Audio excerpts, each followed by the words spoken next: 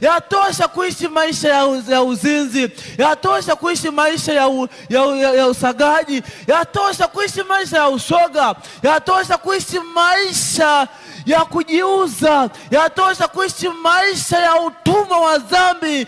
Ni saa ya sisi vijana kumrudia Yesu.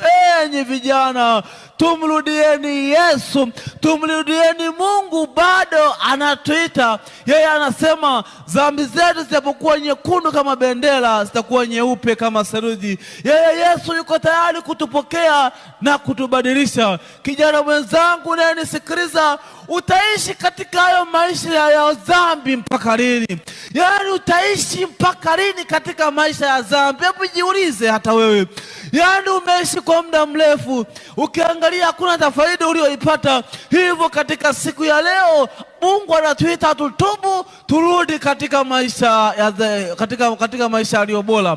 Mungu yuko tayari kutupokea vijana, na Mungu akubariki sana kijana ambaye unajitoa kwake. Sikiliza, katika siku 10 za maombi Mungu amekusudia kuturejesha vijana. Usiache kuja kwa Yesu, yeye yuko tayari kwa ajili yako. Mungu wa mbinguni atubariki vijana.